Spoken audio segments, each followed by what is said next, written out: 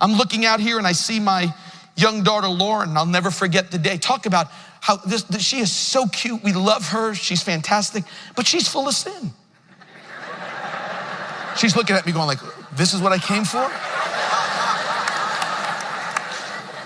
So a few years ago, it's a Saturday, we haven't done food shopping yet, and so the only thing we have available for lunch is bread and peanut butter. Not running a prison, but that's all we have is bread and peanut butter. That's it. So times are hard in the ministry. So we put them on the table. Christian is outside, my oldest. Kids are playing. The only person in the kitchen is Lauren. We just fix them, and we have a few moments before we're gonna all eat lunch. We walk into the kitchen. Every sandwich has a finger hole pushed through the center of every single sandwich. We know who did it, but we're trying to help her from lying because she's been lying lately. Not now, she's overcome that, but she's been lying lately. So we go to Lauren, Cindy and I goes, let's see if we can help her. So we go to Lauren. Lauren, who did this? And it's a 5-year-old's finger. I mean, there's nobody, and we just knew. And so we go, who did this?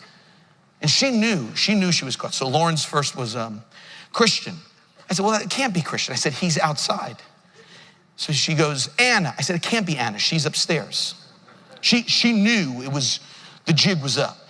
She knew at that point. So she's sitting there, and then without even batting an eyelash, first it was Christian, then it was Anna, and then finally it was this, Jesus. Jesus came in here. I said, hold on. So here's my question.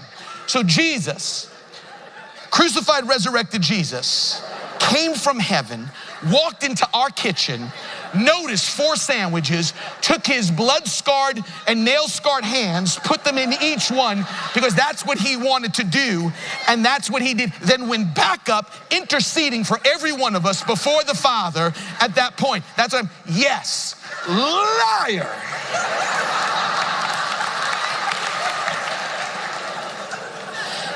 You could be cute and still be in sin. You could be affluent and still be in sin, because it doesn't matter who you are. We're all affected. Think about this. Talk about cute Lauren. Think about your previous mayor. I'm just going to read it out of the New York Times. I'm just going to read it. This is what Mayor Bloomberg said. Let me just read it to you. He said this in the New York Times. He said, when he was stepping up his effort on gun control and the gun laws, New York Times put this in, and I quote, I am telling you, if there is a God, when I get to heaven, I'm not stopping to be interviewed. I'm heading straight into heaven. I have earned my place in heaven. It's not even close because of what I've done for obesity, gun control, and large supersized drinks in the state of New York. I have to help Lauren and Mayor Bloomberg that I just want you to understand right now. It doesn't matter how cute you are, and it doesn't matter how much money you are. You can't get in by fixing gun laws and by going ahead and doing good things. It doesn't fix the condition called sin that has to be fixed inside of every single one of us. It takes the same grace of God to save the most respectable person in the world as it does to save the most horrific person in the world. It doesn't change. It's not that the person on death row needs more grace than the person who's on Park Avenue. The person on Wall Street and the person that's standing there on the corner asking with a cup for money, it takes the same grace to change every single person.